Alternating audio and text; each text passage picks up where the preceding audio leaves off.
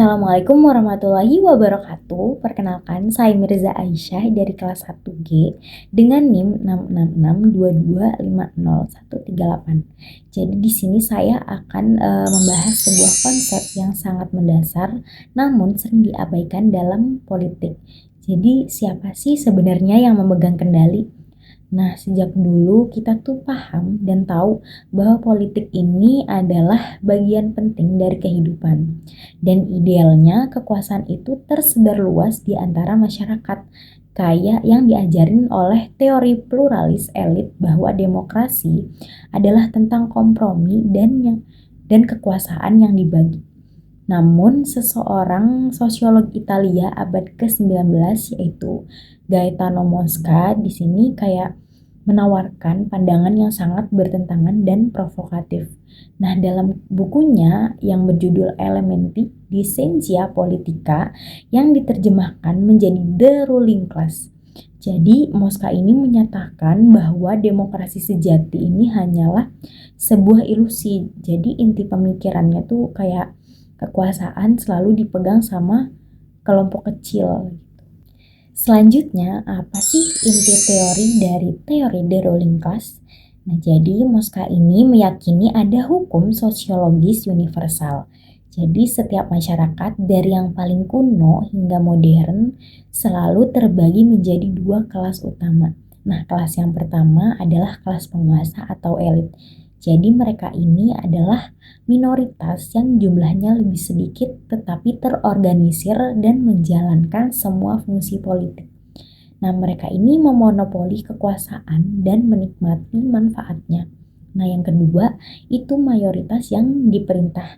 Jadi mereka adalah mayoritas yang jumlahnya tuh lebih banyak dari minoritas, tetapi tidak terorganisir dan pasif secara politik. Sehingga mereka ini mudah diarahkan dan dikendalikan gitu. Nah, mengapa sih minoritas ini bisa mendominasi mayoritas yang jauhnya lebih besar? Kuncinya adalah organisasi. Nah, minoritas yang terorganisir ini bisa bertindak serentak, mencapai kesepakatan dan bertindak kolektif.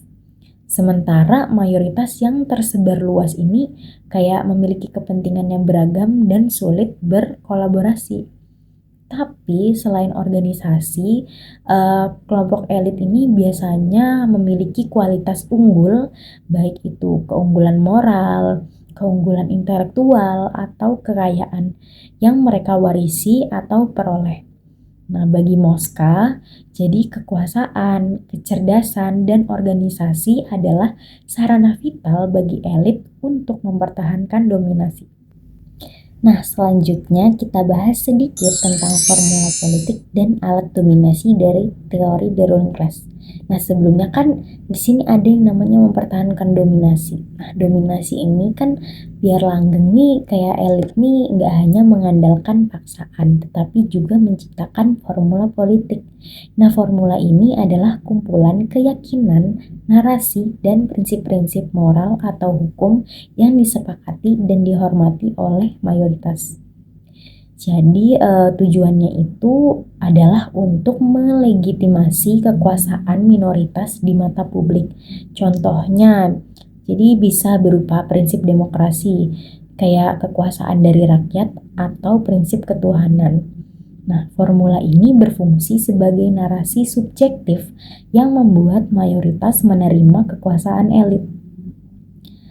Nah, Mosca juga menunjuk pada birokrasi, yang dimana birokrasi itu kayak atau sistem pemerintahan yang dijalankan oleh pegawai menjadi alat penting bagi kelas politik. Birokrasi ini kayak tersusun secara hierarkis untuk membantu elit mengandalkan sumber daya publik, minimalkan kebutuhan akan kekerasan fisik, dan juga memastikan kekuasaan ini biar tetap stabil dalam jangka waktu yang lama. Jadi elit ini mengendalikan mayoritas melalui birokrasi dan narasi politik ini. Tadi kan udah bahas nih inti teori dan formula politik. Nah, sekarang kita bahas fenomena yang terjadi di Indonesia yang ada hubungannya sama teori The Ruling Class dari Gaetano Mosca ini. Nah, teori Mosca ini kan menjadi sangat relevan ya ketika kita melihat fenomena dinasti politik di Indonesia. Nah, dinasti politik ini adalah praktik meneruskan dan mewariskan kekuasaan politik, baik melalui jabatan publik atau partai politik.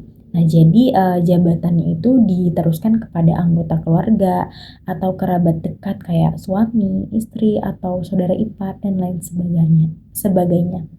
Nah, itu kayak perwujudan nyata dari pandangan Mosca. Jadi kelompok elit minoritas ini kayak keluarga inti atau kelompok kecil yang kuat ini mewarisi kekuasaan, mengendalikan sumber daya seperti uang dan jaringan, dan pada akhirnya mengendalikan mayoritas pemilih.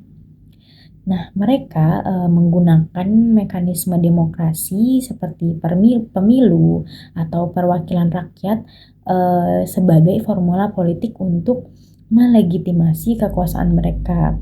Jadi secara formal mereka ini terpilih secara demokratis. Namun pada intinya kekuasaan tersebut ini bersumber dari modal, jaringan, dan organisasi yang hanya dimiliki oleh segelintir elit. Nah, dampaknya dari dinasti politik ini sangat serius lah. Jadi kayak mereka tuh membatasi mobilitas sosial, menciptakan ilusi demokrasi di mana pemilu ini hanya diikuti oleh orang-orang yang sama. Dan yang paling penting kayak berkurangnya akuntabilitas publik karena elit ini lebih fokus mempertahankan kekuasaan daripada menyediakan layanan publik yang baik. Sebagai kesimpulannya, pemikiran Gaetano Mosca melalui teori the ruling class mengajarkan kita satu hal.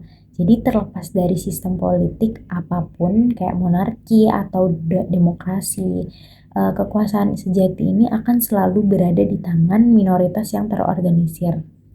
Nah, penerapan teori ini pada fenomena dinasti politik di Indonesia menunjukkan bahwa organisasi, modal, dan narasi politik ini digunakan oleh elit untuk terus mendominasi, terus juga mayoritas yang tidak terorganisir cenderung pasif dan mudah dikontrol. Mungkin itu sedikit yang saya bahas dari konsep teori the ruling class dari Gaetano Mosca. Saya mengucapkan mohon maaf dan terima kasih. Wassalamualaikum warahmatullahi wabarakatuh. Bye bye.